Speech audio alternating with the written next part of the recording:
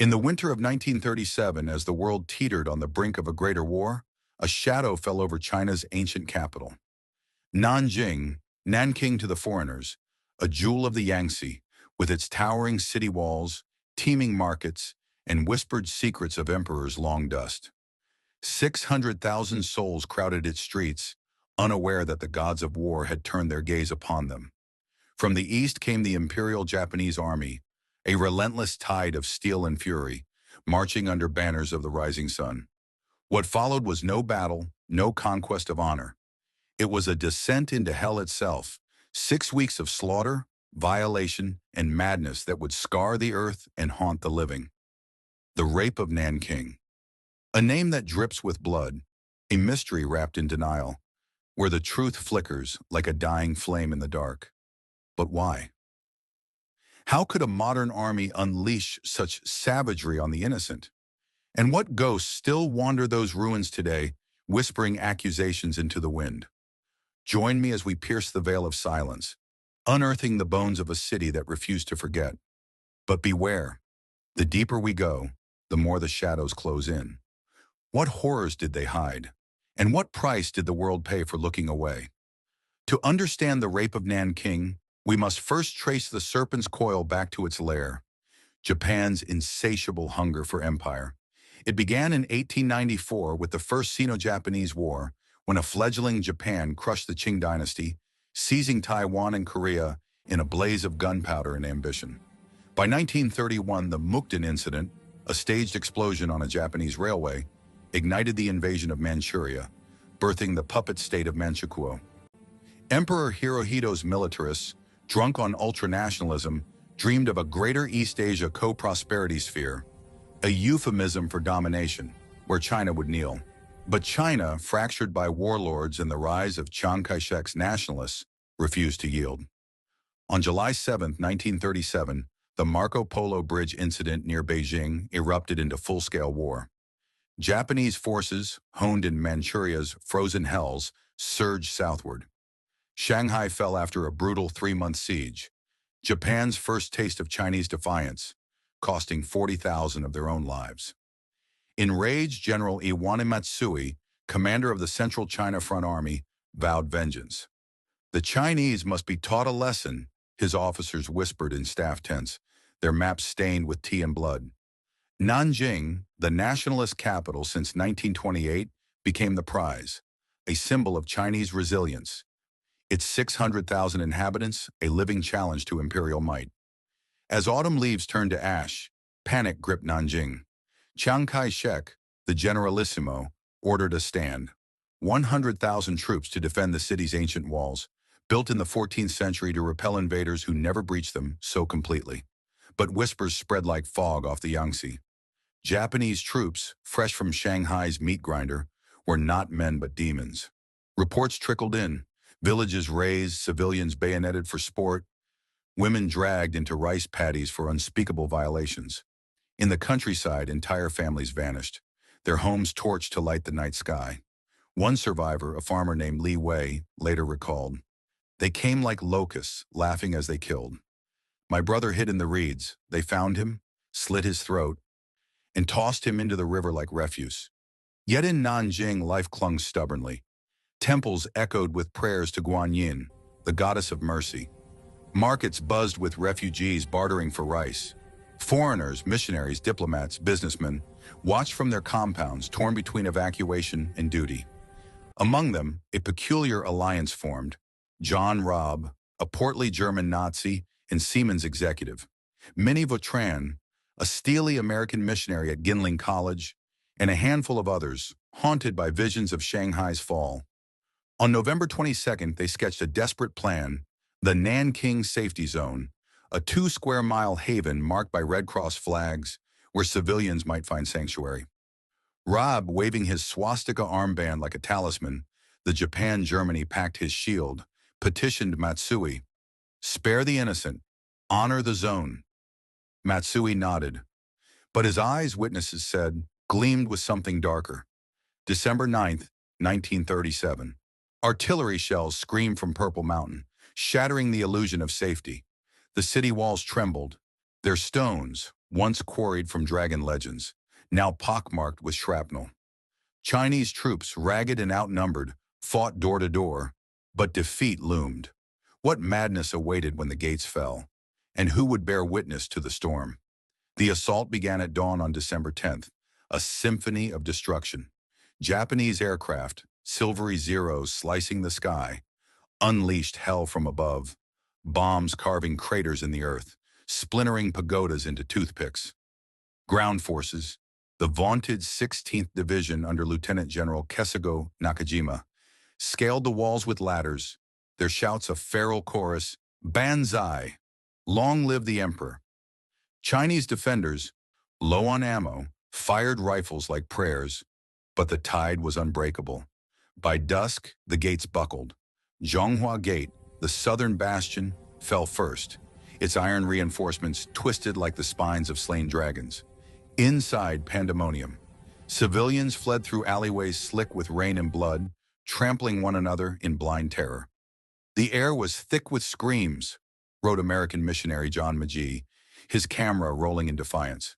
Women clutched children to their breasts, men brandished kitchen knives against tanks.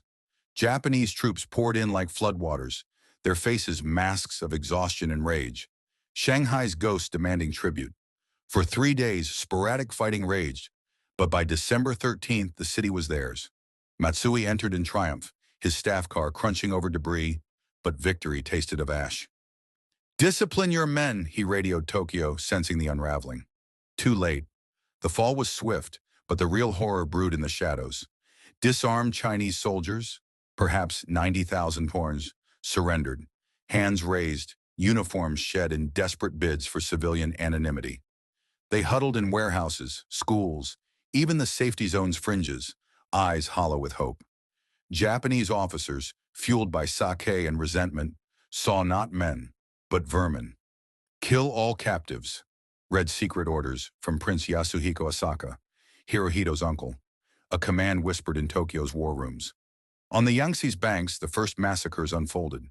Troops herded prisoners onto boats, only to machine gun them mid-river, bodies bloating in the current like grotesque flotsam. One site near the Fuzi Miao, Confucius Temple, became a charnel house, 30,000 stripped naked, bound, and beheaded in a contest of blades. "We competed to see who could kill 100 first," boasted 2 lieutenants in the Tokyo Nichi Shimbun, their tally splashed across front pages back home. Japan's media hailing it as valor. Blood soaked the soil, turning the sacred grounds into a mire of viscera. Eyewitness George Fitch, YMCA director, smuggled film out. Limbs hacked off, heads rolling like dice. The river ran red for days, but the soldiers were mere harbingers. As night fell on December 13th, the city gates, once proud sentinels, vomited forth a horde unbound. Looting began at dusk, shops gutted, antiques smashed, rice silos emptied into bonfires. Arson lit the skyline, 1/3 of Nanjing's buildings reduced to skeletal husks, their timbers groaning like the damned. Temples, libraries, repositories of a 2,000-year dynasty fed the flames, scrolls curling into embers, lost forever to the pyre. Yet fire was the gentlest of their gifts. What unspeakable right began as the sun dipped below the horizon? And in the heart of the city, where the innocent sought refuge, would mercy prevail? Or was it all a cruel illusion?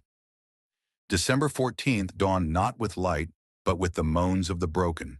The Rape of Nanking earned its name in those shadowed hours, a torrent of violation that drowned the city in shame.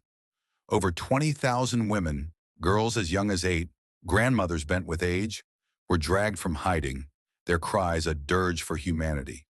Soldiers, emboldened by impunity, kicked in doors, tore kimonos from trembling forms. Gang rapes became sport. A woman in the safety zone, her 5-month infant smothered to silence its wails. As Fitch documented in horror, "They bayoneted the babe before her eyes," he wrote, then turned to her, laughing. In Ginling College, Minnie Vautrin barricaded 10,000 women behind lecture halls, her voice steel, "No soldier enters here." But the walls trembled. Japanese officers, drunk on looted baijiu, scaled fences, their boots thudding like heartbeats. Vautrin's diary, unearthed decades later by Iris Chang, paints the scene. December 16th, a procession of the wounded, the violated. Bloodied thighs, torn flesh. One girl, barely 15, whispered, "They cut me, inside, to make sure no child comes from this sin." Many victims, mutilated post-assault, were discarded in alleys, their bodies puzzles of savagery, bayonets through wombs, breasts severed as trophies. The men fared no better. Beyond the zone, families were rounded up, fathers forced to dig pits before their sons' eyes. At Mufashan Hill, 12,000 were buried alive, earth cascading like judgment. Infants impaled on bayonets, swung like pendulums for sport. Elders beaten to pulp with rifle butts, their dentures scattered like pearls. Surgeon Robert Wilson, in the University Hospital, tallied the toll. December 18th, limbs severed, eyes gouged, a conservative count, 100,000 slaughtered in cold blood. Bodies piled in the streets, dogs feasting on the unclaimed. The Yangtze choked with corpses, birthed bloated horrors downstream. And the contests, oh, the contests. In Hanzhongmen, officers tallied heads like hunters. Mukai Toshiaki and Noda Takeshi, rivals in a macabre game, their blades dulled by the 100th kill. It was exhilarating, one confessed later at trial, his voice flat as death. Arson feasted too. The drum tower, ancient sentinel, gutted. The examination hall, cradle of scholars, a pyre for 1,000 trapped inside.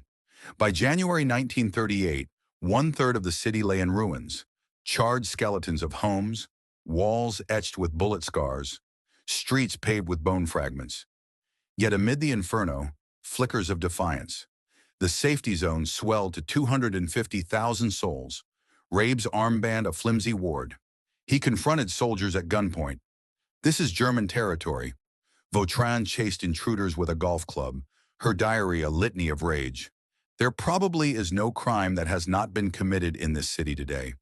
Majee's films, smuggled out by Fitch, captured the unfilmable. Evidence etched in celluloid, a silent scream against oblivion. By late January, Matsui declared order restored, disbanding the zone. But the graves whispered otherwise. How many vanished into the earth? And in the ashes, what seeds of retribution stirred? Envision the Nanking safety zone, a ragged quilt of compounds, Ginling College, the University of Nanking, embassies, stitched together by desperation. 2 miles square, it cradled 250,000 lives, a fragile ark in a sea of slaughter. John Rabe, the unlikely shepherd, a Nazi with a conscience, chaired the international committee, his diary a ledger of miracles and monstrosities. "I am a lion in my study," he wrote on December 14th, roaring at soldiers to halt their butchery. Flashing his swastika, he turned back patrols, saved thousands from summary execution. Chang called him Schindler of Nanking, but Rabe demurred. "Morality demanded it. These people trusted me." Minnie Vautrin, Dean of Ginling, transformed her campus into a fortress of women. 10,000 sought her gates, mothers shielding daughters, sisters bandaged in bloodied saris. "The Japs came at midnight," her diary confesses, dragging girls from beds. "I stood in the doorway, screaming hymns till my throat bled." One night 50 soldiers breached. Vautrin, 50-something and unyielding, brandished a riding crop. "Leave, or face America's wrath." They slunk away, but the toll mounted. Suicides among the violated, whispers of pregnancy's curse. Others joined the fray. Minor Cyril Bates, professor, mapped atrocities in ledgers. Lewis Smythe surveyed the dead, his counts a rebuke to denial. The committee protested ceaselessly. Letters to Matsui, telegrams to embassies. Rape rampant, executions unchecked, honor the zone. But soldiers infiltrated, looting clinics, violating the sacred. A nurse, Sen Shui Fang, Chinese aide to Vautrin, hid girls in attics, her hands trembling as boots echoed below. "We are ants underfoot, but we bite back." The zone was no paradise. Starvation gnawed, disease festered in latrines overflowing with despair. Yet it stood, a thorn in Japan's side, its foreigners a chorus of condemnation. Rabe smuggled reports to Berlin, Fitch to Shanghai's press. The world must know, Rabe urged Hitler in a futile plea. Their words, buried in archives, would fuel Iris Chang's 1997 resurrection, The Rape of Nanking, a bestseller that cracked open the vault of silence. By February 1938, the zone crumbled. Refugees scattered to haunted homes. But the witnesses endured, their pens sharper than swords. What justice awaited the architects of this nightmare? Or would denial swallow the truth whole? The war's end brought no swift catharsis. In 1946, the Tokyo trials indicted Matsui and Asaka, though the prince, Imperial kin, escaped the noose. Matsui, blind and repentant, was hanged. I failed to control my men. The Nanjing War Crimes Tribunal tallied 300,000 dead, a figure etched in infamy, though debates rage. 200,000? 100,000? The graves argue otherwise. UNESCO's Memory of the World safeguards the documents, a bulwark against erasure. Post-war Japan splintered, Emperor Hirohito absolved, textbooks sanitized. The 1970s saw denial bloom, Katsuichi Honda's exposés met by Yamamoto's retorts. No massacre, just incident.